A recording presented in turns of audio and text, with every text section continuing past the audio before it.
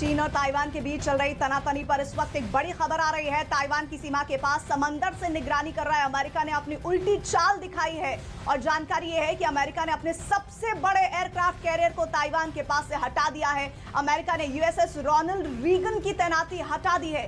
इस पर अमेरिका का कहना है कि एयरक्राफ्ट कैरियर रोनाल्ड रीगन को मरम्मत के लिए जापान भेजा गया है और इस एयरक्राफ्ट पर जानकारी यह है कि इस एयरक्राफ्ट कैरियर के साथ 7 एयरक्राफ्ट यानी कि 60 एयरक्राफ्ट को जापान भेजा गया है। आपको यह भी बता दें कि नैन्सी पेलोसी की ताइपे यात्रा के समय से यह ताइवान के पास तैनात था।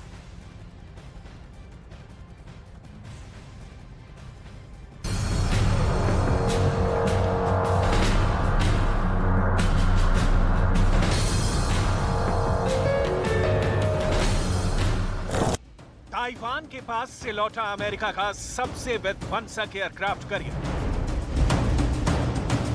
इनको देखिए, ये लोगों को उत्तम क्वालिटी का कोल्ड प्रेस्ड ऑयल बेचते हैं और हर महीने लगभग 5 लाख कमाते हैं। आपको भी ये करना है, इनसे सीखना है। फ्रीडम ऐप को अभी डाउनलोड कीजिए। ताइवान के पास से रोनाल्ड रीगन की तैनाती हटाई गई।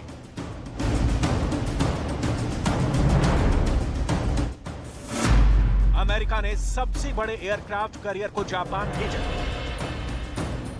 अमेरिका के जिस एयरक्राफ्ट कैरियर से ताइवान को मदद की आस थी, वो एयरक्राफ्ट कैरियर जो उसकी सीमा के पास तैनात था, अमेरिका ने उसे अब हटा दिया है। अमेरिका ने सबसे बड़े विमान वाहक रोनाल्ड रीगन को ताइवान के पास से हटाकर जापान भेज दिया है।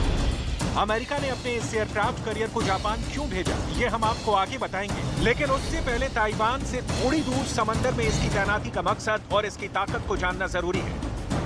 ताइवान मुद्दे पर चीन के आक्रामक तेवर के बाद से ही अमेरिका ने अपना एयरक्राफ्ट कैरियर रोनाल्ड रीगन को ताइवान के पास तैनात करने का फैसला लिया था।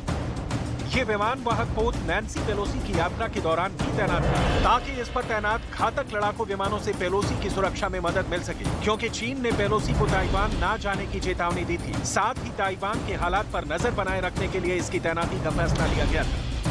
चीन ताइवान पर कभी भी अटैक कर सकता है, लेकिन इन सब के बीच ताइवान के मददगार देश अमेरिका ने वहां की सीमा पर तैनात रोनाल्ड रीगन एयरक्राफ्ट को हटा लिया है। अमेरिका का कहना है कि उसे मेंटेनेंस के लिए जापान के योकोसुका भेजा जा रहा है।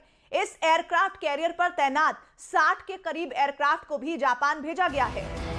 ताइवान को ड्रैगन के बारूदी पंजे से बचाने के लिए अमेरिका के 3 एयरक्राफ्ट कैरियर ताइवान से थोड़ी दूर समंदर में तैनात किए गए, जिसमें से एक उसका विमान वाहक पोत भी था, जिससे पूरी दुनिया खौफ खाती है। इसमें USS Ronald Reagan, USS Tripoli, USS America, USS Ronald Reagan Taiwan से 890 किलोमीटर दूर फिलीपीन सागर में मोर्चा संभाल रखा था, जिसे अमेरिका ने मरम्मत के नाम पर जापान भेज दिया। यूएसएस त्रिपोली ताइवान से 768 किलोमीटर की दूरी पर मौजूद है। अमेरिका का तीसरा युद्धपोत यूएसएस अमेरिका ताइवान से 1072 किलोमीटर दूर जापान के सासेबो बंदरगाह में नजर गड़ाए हुए। अमेरिका का यह एयरक्राफ्ट कैरियर रोनाल्ड रीगन घातक हथियारों और मिसाइलों से लैस रहता है। दुनिया के सबसे बड़े विमान वाहक पोत की श्रेणी में इसका नाम है। रोनाल्ड रीगन में 4 स्टीम टरबाइन है और यह युद्धपोत 56 किलोमीटर प्रति घंटा की रफ्तार से समंदर में चलता है। ये लगातार 20 से 25 साल तक चल सकता है। इस एयरक्राफ्ट कैरियर पर 90 वेंस विमान और हेलीकॉप्टर तैनात किए जा सकते हैं। ऐसे में सवाल उठता है, चीन की वॉर ड्रिल के बीच अमेरिकी युद्धपोत की तैनाती हटाना ताइवान के लिए झटका है। क्या अमेरिका ने ताइवान को मझधार में छोड़ दिया है? क्या चीन के खिलाफ ताइवान की मदद करने में अमेरिका पीछे हट गया? अमेरिका ने चीन पर नकेल कसने के लिए अपने सबसे बड़े युद्धपोत यूएसएस रोनाल्ड रीगन विमान वाहक पोत को ताइवान के करीब तैनात किया था, लेकिन अब इसको हटा दिया गया है। अमेरिका का कहना है कि उसने मरम्मत के लिए इस युद्धपोत को ताइवान के पास से जापान भेजा है। अमेरिका ने भले ही मरम्मत के लिए इस एयरक्राफ्ट कैरियर को जापान भेज दिया हो, लेकिन बाइडन के इस कदम से ताइवान को झटका जरूर लग सकता है, क्योंकि ताइवान के पास समंदर में इस एयरक्राफ्ट कैरियर की तैनाती से चीन खौफ में। और इन तमाम खबरों के बीच चीन और ताइवान के बीच जो तनाव बरकरार है, उसको लेकर एक बड़ी खबर आ रही है। खबर ये आ रही है कि अमेरिकी हाउस स्पीकर नैन्सी पेलोसी को ताइवान जाने से रोकने के लिए चीन के राष्ट्रपति शी जिनपिंग ने अमेरिकी राष्ट्रपति जो बाइडेन से फोन पर बात की थी और एक रिपोर्ट के मुताबिक बाइडेन ने शी की चिंता को खारिज करते हुए उन्हें उकसाने वाली कार्रवाइयों से बचने की चेतावनी दी थी।